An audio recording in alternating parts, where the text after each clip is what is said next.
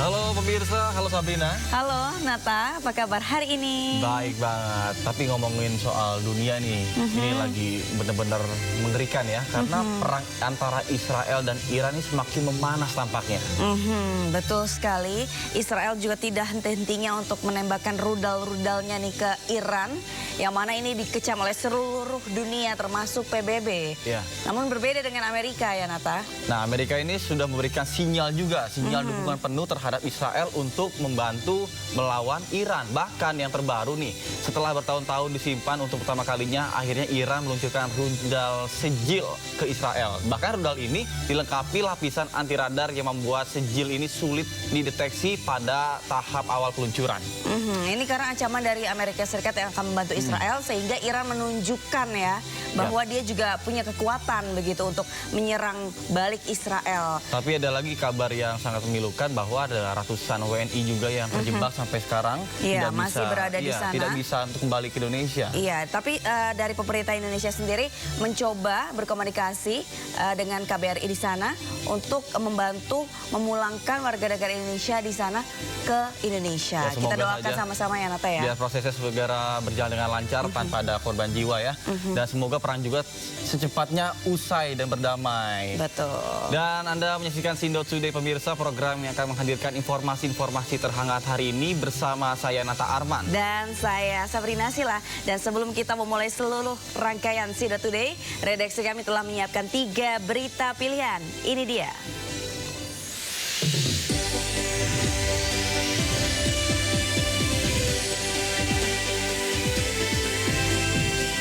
Kontak tembak antara TNI Polri dengan 3 anggota KKB di kelompok Jeki Muri kembali terjadi di Bandara Aming Garu, Ilaga, Timika, Papua Tengah.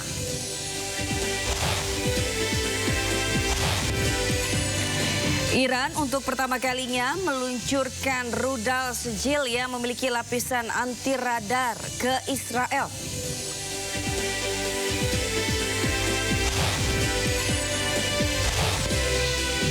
Sejumlah persiapan terus dikebut jelang ajang sirkuit balap mobil listrik Formula E atau Jakarta E-Prix 2025 yang akan kembali digelar di Jakarta.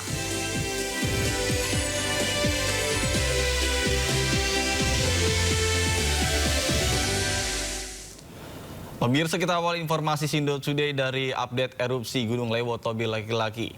4.000 warga dievakuasi pasca erupsi Gunung Lewotobi laki-laki di Flores Timur, Nusa Tenggara Timur. Ribuan warga dari 8 desa yang terdampak mengungsi ke tempat lebih aman.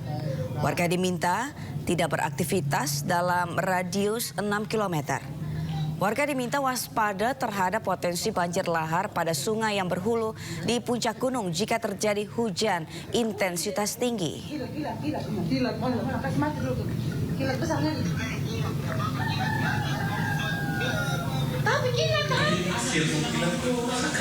Proses evakuasi juga dilakukan kepada sejumlah ibu yang tinggal di Keringa di perbatasan Kabupaten Sika dan Flores Timur.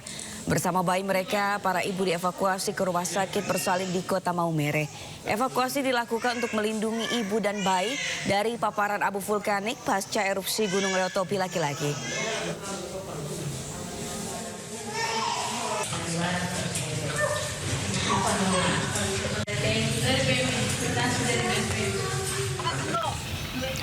Menekan kasus gangguan pernafasan akibat paparan abu vulkanik, petugas BPBD dan PMI Maumere membagikan masker kepada warga di Kabupaten Sika.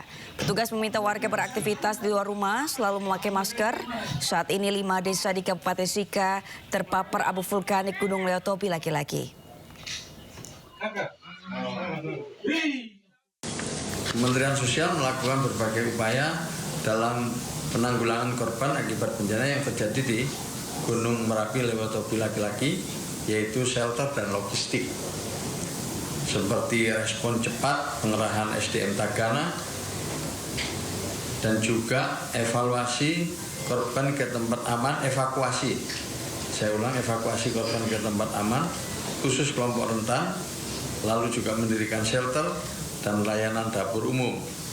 Juga tentu yang selalu dilakukan dalam setiap penanganan seperti ini, berkoordinasi dengan instansi lainnya seperti BPBD Dinas Sosial, Kabupaten dan Provinsi, serta TNI Polri. Sementara itu dampak erupsi Gunung Leotobi laki-laki di Kabupaten Flores Timur, NTT meluas. Kini Bandara Frans Seda di Kabupaten Sika ditutup, sejumlah jadwal penerbangan pun dibatalkan. Abu vulkanik pasca erupsi Gunung Leotobi laki-laki di Kabupaten Flores Timur, Nusa Tenggara Timur menyebar hingga Kabupaten Sika. Karena berpotensi membahayakan penerbangan, otoritas bandara membatalkan sejumlah rute penerbangan di Bandara Frans Seda. Calon penumpang dapat melakukan penjadwalan ulang keberangkatan pesawat atau meminta pengembalian uang tiket. Sebagian besar penumpang tetap melanjutkan perjalanan dengan transportasi laut. Dari pantauan citra satelit, sebaran abu vulkanik merata di Bandara Frans Seda seluruh wilayah Pulau Flores.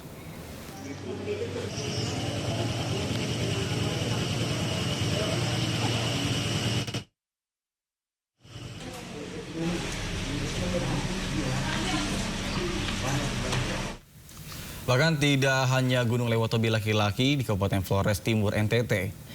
Bahkan erupsi juga terjadi ada di Gunung Marapi di Sumatera Barat. Abu vulkanis setinggi 700 meter disemburkan dari kawah Gunung Marapi. Warga di kaki Gunung Marapi mengaku dikagetkan dengan suara letusan diiringi suara dentuman menggetarkan rumah mereka. Dari pemantauan Pusat Vulkanologi dan Mitigasi Bencana Geologi mengatakan kolom abu terpantau berwarna pijar lahar. Status Gunung Marapi saat ini berada di level 2 atau waspada. Masyarakat diimbau tidak melakukan pendakian dalam radius 3,5 km dari Kawah Verbeek atau Kepundan Tengah.